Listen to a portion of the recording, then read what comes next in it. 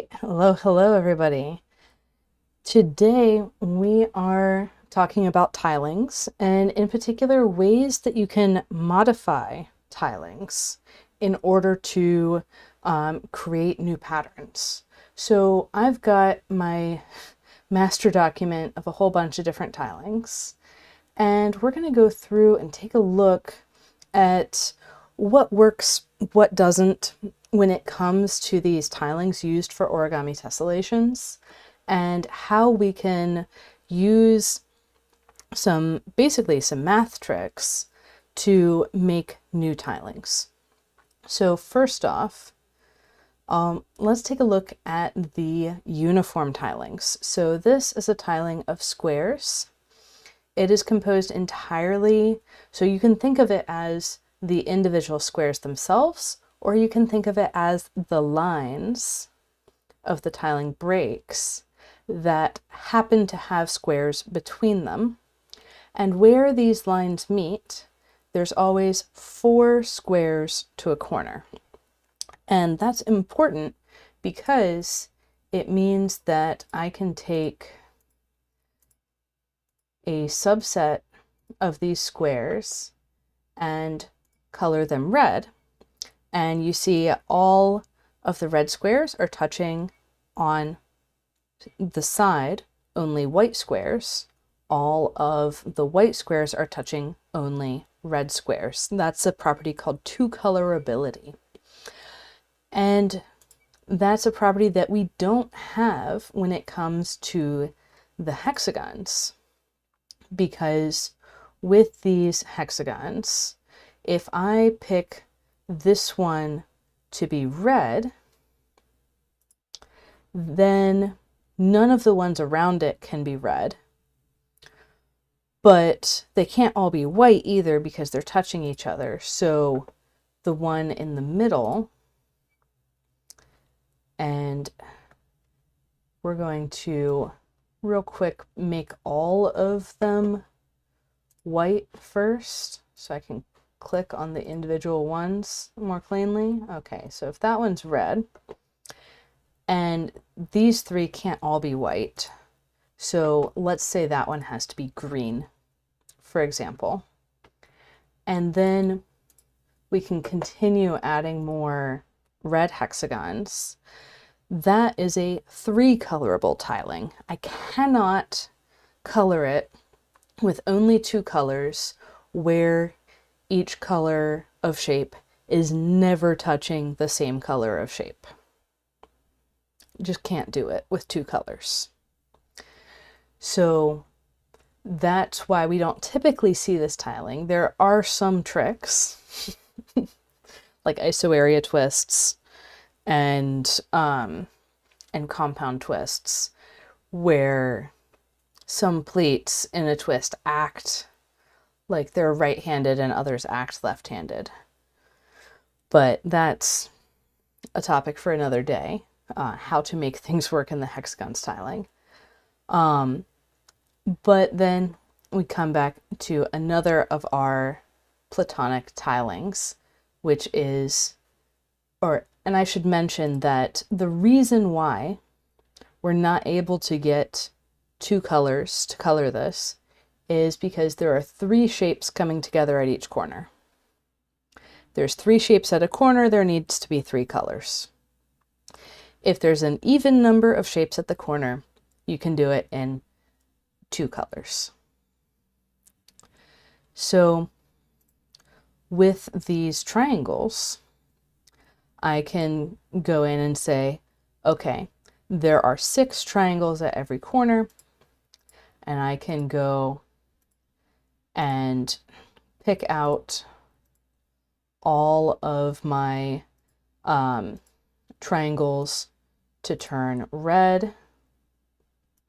They're going to be all the ones facing a certain direction, then all the ones facing the other direction are going to be white. This works for origami tessellations because and the two-colorability, the connection to origami tessellations, is you've got right-handed twists connecting to left-handed twists. And they need to be connected to each other so the pleat can lay down flat. So that's what's going on with the basic tilings. Then you get into some more complex things, like say this one, which actually is one that came up in Advent of Tess this past year, 2025. And this one has some weird things going on. It has some lines that are going straight through and other lines that turn and eventually would make loops. And that, actually, let me see if I have a full write-up on that tiling, because I very well might. Star rhombi, two triangles, there it is. So this tiling, if you strip away all the colors, etc., and just look at the geometry, and this will take it to red and white, what you notice is that there's some lines that go straight through, and then there's other lines that make closed loops. And you can sort every single tile boundary in the pattern into either one of those lines that goes straight all the way through or one of these lines that are part of a loop.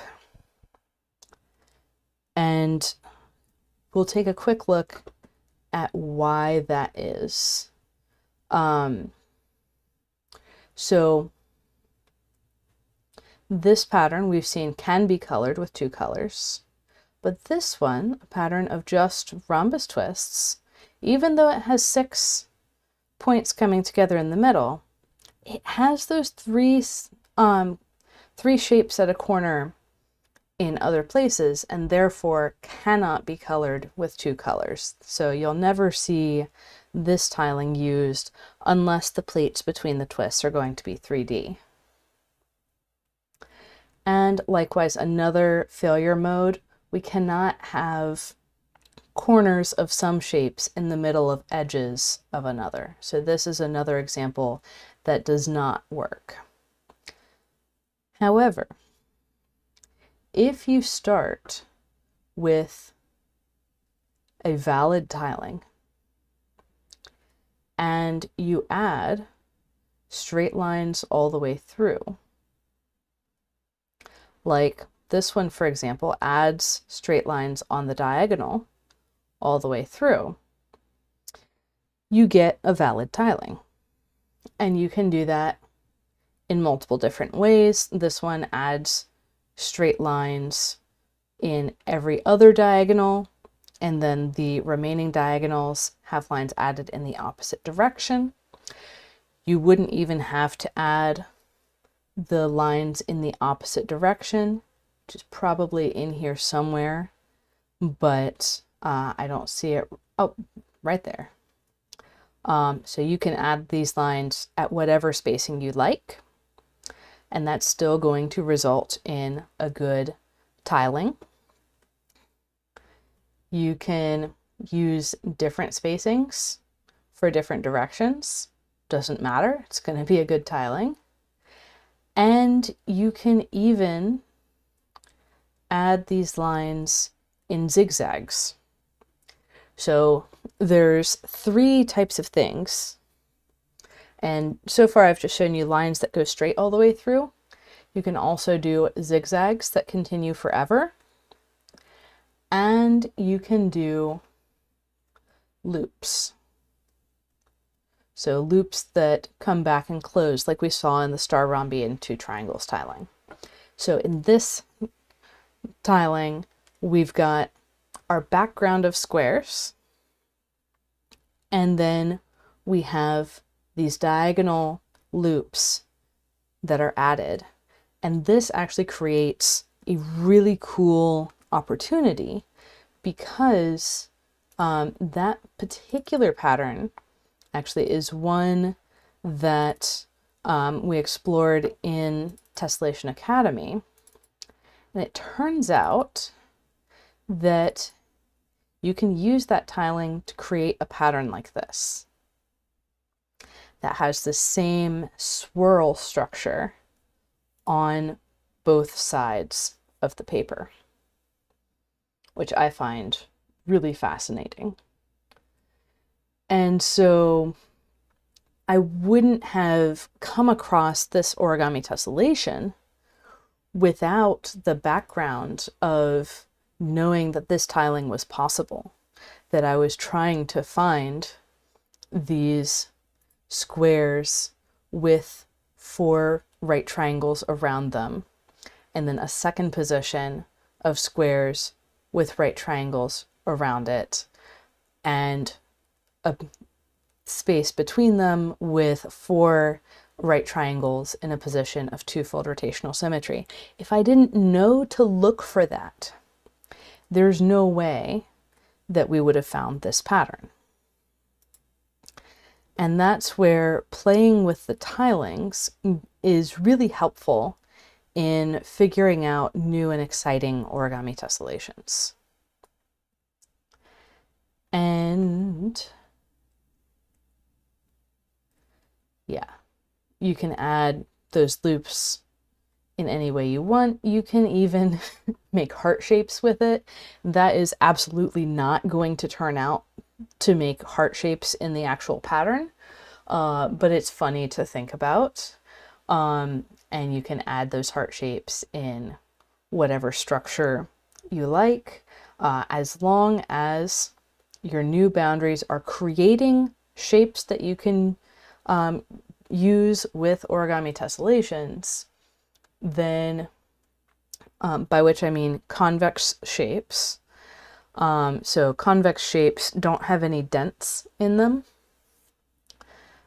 whereas like a heart shape, for example, on its own would have a dent and therefore could not be folded because it cannot comply with flat foldability criteria. You would have to cut the paper in the dent. So you can take this tiling of hexagons and say, well, it's not too colorable right now. What if I added some more lines? And you can get a tiling of trapezoids. Then you can start playing with the orientations of the trapezoids and figure out some other weird patterns. You can take the pattern of these rhombi, which structurally are squished squares. There's 4 of them at each point. It's basically squares. They've just been tilted. And this other version is also basically squares but tilted. You can picture this vertical line dragging everything up with it, and this one dragging everything down. But it's still structurally squares, just applied to a triangle grid. And you can imagine any combination of those 2 options where like maybe you have 2 rows or 2 columns where everything's tilted up, and then 2 columns where everything's tilted down. So you can really play with it in that way. And you can also take that and say, hey, I want to have those rhombus shapes, and I want to throw in some more lines. Or you could think about it the opposite way and say, I have a bunch of equilateral triangles, and I'm going to remove lines to make these rhombus shapes. And I can add or remove whichever lines I like, and that's still going to get me a valid pattern. And fun fact, the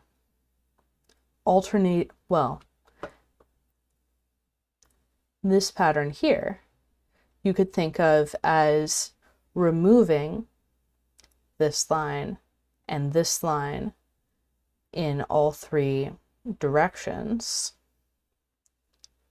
from an equilateral triangle's tiling. And you can go really crazy with that. I've got some more of them down here.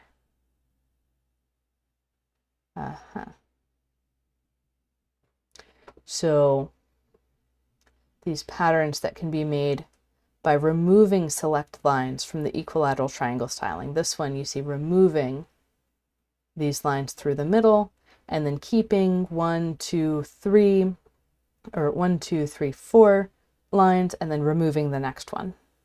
You could also think about this as rings around the center, skinny, skinny, skinny, thick. And of course you don't have to remove the center lines. This one has some weirder things going on because not all of these lines are going all the way through. Well, this one, the lines aren't going all the way through either, but if these outer bits were still triangles, it would have everything going all the way through. Ah, yes, this one has everything going all the way through. And so it starts with a hexagon in the middle, then has skinny, thick, thick, skinny, thick. And so we have that 1, 2, 2, 1, 2, 1, 2, 2, 1 sequence in how far apart these lines that go all the way through are spaced. And all the combinations of that work. Creates some wild shapes. Like this one uses double depth triangle twists and trapezoid twists in this pattern that otherwise has hexagon, triangle, and rhombus twists. But it all works out. You can do that in a less symmetric fashion as well. This one being a prime example where instead of having the same, instead of having the sequence be symmetric around the center, you can have it be like 1, 2, 2, 1.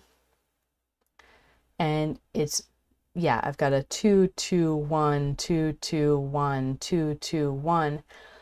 And it's not centered on a symmetric part of that sequence. So we get threefold rotational symmetry around the center. We get these clusters of 4 double depth triangle twists, which is rather wild. Geez. Likewise, this one has 4 spaces to get across here, and then 2 spaces across here, then 1, 2, and then back into 4 spaces. So, yeah. Or it looks like that's going to be, yeah, lots. Lots is the answer. So you can get a bunch of these patterns just by selectively applying straight lines. And then there's a whole bunch of other patterns that you can get by selectively applying loops. I'm talking about the star rhombus tilings. And I don't think these are particularly collected in one part of this document, but here's one where you could imagine this whole thing as the equilateral triangles tiling, but you removed a hexagon of tiling breaks here, and then another one out here, and that plops these 6 rhombi in place of 12 triangles. And you can do that in many, many different ways. Here's another way where you've plopped that star there, and also out here. You can plop that star. So the difference between these two tilings, so this one the lines are all going straight through, and this one they're not, because I've removed that ring of tile boundaries, which substitutes in this rhombus star for the 12 triangles. These two tilings also showed up in Advent of Test 2025.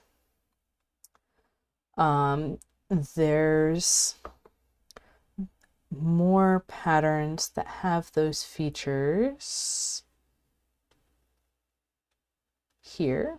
For example, here everywhere you see a star of rhombus twists, it's just kind of been plopped into a background of equilateral triangles. And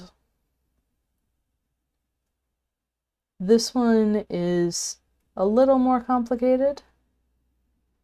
I've got the star in the center and other stars out here, but then there's weirder things going on. Looks like a bigger ring around these triangles has been removed. And here there's stars in a triangle background. And yeah, you can go on and on like that. So that's for drawing shapes onto existing tilings.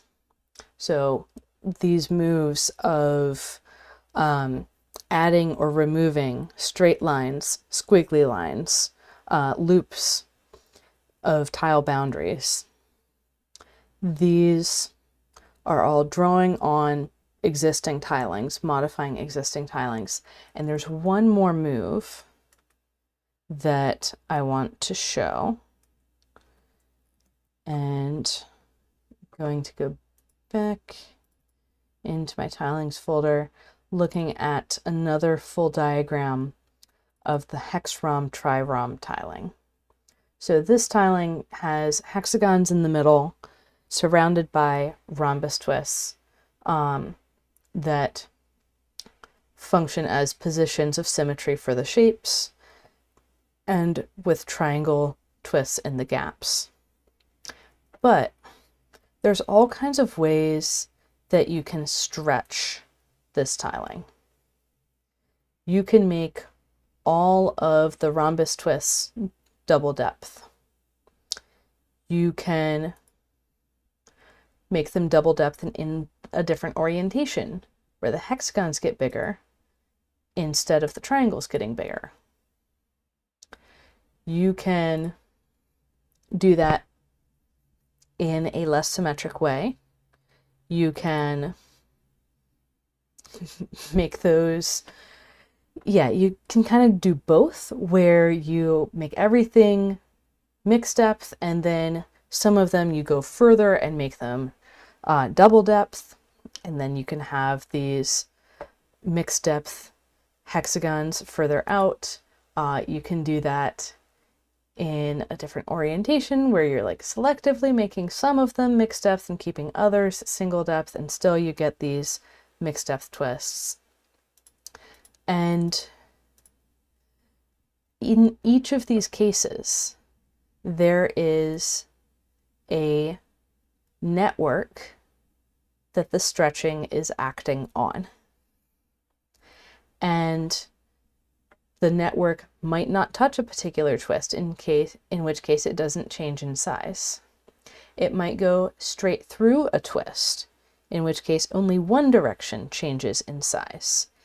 It might have 3 lines coming out of a twist, in which case 3 sides change in size. In the case of a triangle, all the sides. So this network of stretching is working with the underlying tiling And also we can recognize the tiling of the network as well. So one of the reasons why we use tilings at all is because they ensure a balance of pleat contractions while we're folding, so we can end up with a flat result. Well, this hexagon's tiling on top of our hex-rom, tri-rom tiling is ensuring a balance of stretching in the tiling, which guarantees that the underlying tiling stays balanced. And so for these different ways of stretching, you have different functionally stretch tilings. So these networks of stretching where all 6 sides of these hexagons are changing to double depth, and only one pair of sides of the rhombuses. And then going on to this one, we have those hexagons again, but they're not centered in the triangles, they're centered in the next hexagons out, or the corners are in the next hexagons out. So you can play that symmetry game like I like to do with designing, with seeing how I'm going to fill in the particular twists. You can play that game with, is it going to be double depth or single depth? And you can go and make some really interesting patterns, where this one I said is both the centered on corners in the triangles and the one from before where we have the corners in those next hexagons out. So these are additive, which is wild, and it still makes valid patterns. And one more. With this one, we actually get the rhombial tiling for the stretch network. And so this is completely avoiding all the triangles. It's centered in has 6 corners coming together in the 6-fold hexagons, and then 3 corners coming together in the 3-fold mixed depth hexagons. So this is kind of a wild addition to the, just thinking about the lines of the tiling, because you can not only add straight lines, squiggly lines, loops, you can also functionally add, like, overlay a whole other tiling onto your tiling, and either use that as new tiling break lines, or you can use that as a stretch pattern.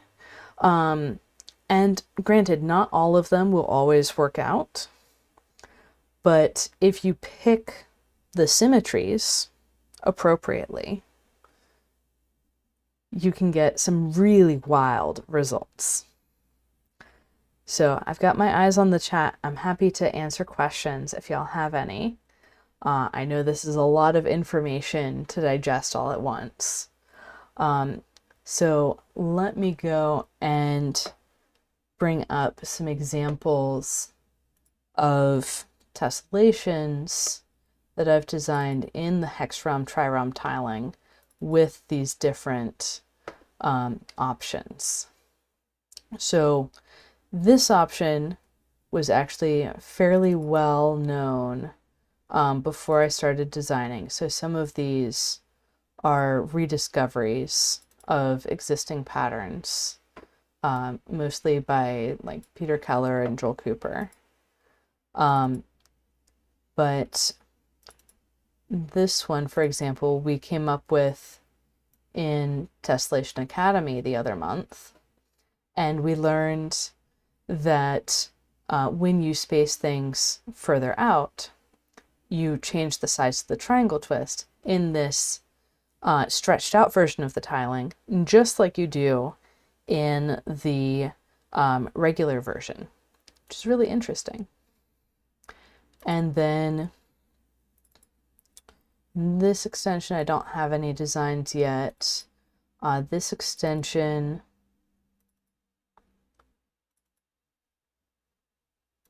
makes some really cool patterns with those mixed depth twists. And there's some really wild things you can do with it too. This one, you can create some crazy patterns. This particular one I had to fully pre-crease because I was using closed mixed depth hexagon twists, and those are self-intersecting unless you have other twists really close by. So those hexagon twists look like this. And these mixed depth rhombus twist corners are the ones that are allowing the paper to not be self-intersecting there. So this is a pattern I never would have figured out without playing with the tiling. See, I think I have photos of that one. This one I do. And then there's another version where I have the rhombus twists in the middle closer together, making the star. And I can choose to layer that on top of the mixed depth rhombus, which again is overlapping at the corners because of the closed mixed depth hexagon twist. And there's just so much variation that you can get out of this tiling that you wouldn't anticipate from the initial setup. Okay, and I don't have any in that one either. And this tiling, we're actually going to talk about the tiling in depth in Tessellation Academy coming up in a couple months. It has relatively few patterns that can be folded in the base tiling, but it has all of these other options and some things that I've recently discovered about applying different symmetries to it, and you get other patterns. But that's not so much a tiling manipulation, it's just how you choose your twists. But there's exciting developments in a lot of tilings that you wouldn't necessarily have expected. And so I'm able to go in and get all of these different tilings that wouldn't necessarily be easily recognized by saying, hey, I'm going to go and I'm going to take this and I'm going to play with it. And I'm going to, actually, looking at that one reminds me there was something more that I wanted to say in the tiling, basically tiling directory that I have. You can really play with how you add lines to tilings. You can take this hexagons and triangles twofold base and split every other column into pairs of trapezoids. You can split into trapezoids with a wavy line instead of a straight line. You can do that a couple different ways. And just the flexibility of all of these different tilings really throws into focus the fact that we are nowhere near exploring all of the options that are available with origami tessellations, and frankly, we never will. It's an infinite set of patterns, an infinite set of tilings. So we have many patterns per tiling and infinitely many tilings. We have many infinities to explore when it comes to origami tessellations. And that's part of what keeps me folding after hundreds and hundreds of designs. So yeah, that's what's going on with these tiling operations.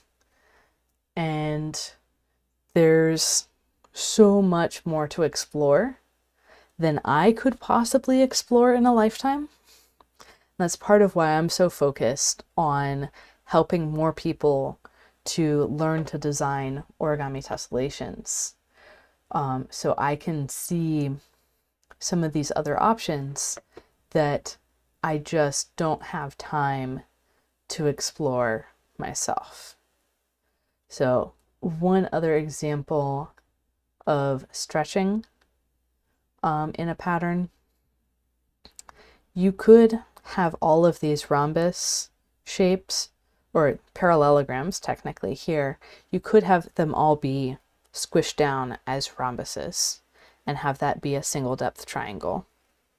But you don't have to. You can have them stretched out instead and create a new tiling that way. And let me see. Okay, yeah, there's the squished down version. But you can just take that and extend it. Casual. No problem. So yes, lots of different options. Oh, and when I had showed the substitution from 6 rhombi to 12 triangles, you can also take a hexagon with 3 triangles and swap it out for 3 rhombi and 3 triangles, as long as the boundary condition stays the same. I've got white, red, white on 3 sides, and for this triangle I have white, red, white on 3 sides. As long as the boundary stays the same, you can swap out the shapes in between, in the middle. And that also applies to a hexagon with triangles on 2 sides. You can take that white, red, red, white, white, red, red, white, turn it into 4 rhombus twists, white, red, red, white, white, red, red, white. So there's a lot of different options that have not been explored, and we are really just at the starting point of what is possible with origami tessellations. Then here's my experimental corner. I did make a pattern that used one of these, forget which one. Might have been the teardrops, honestly. But I have also done the kites, but I'm thinking the teardrops is the one that I did on a live stream, although I'm remembering a different structure. These teardrops. Yes, I did a live stream that had that structure. That was fun. You can also add in 90-degree angles to otherwise triangle grid tilings, and that's just going to have some pleats going perpendicular to the rest of the grid. So this is the experimental corner, where we have all these tiles with 90-degree angles that are otherwise interacting with triangle, rhombus, hexagon shapes. So when I say there's a lot to explore, I really mean it. There's no shortage of tilings. There's no shortage of origami tessellations. It's just a matter of looking and figuring out and seeing what can be done. So that's what's going on with the geometry, and I would love to see what you do with it next. So happy folding, everyone, and thanks for coming along for another theory video, and I will see you next week with a tutorial. So happy folding, and see you then.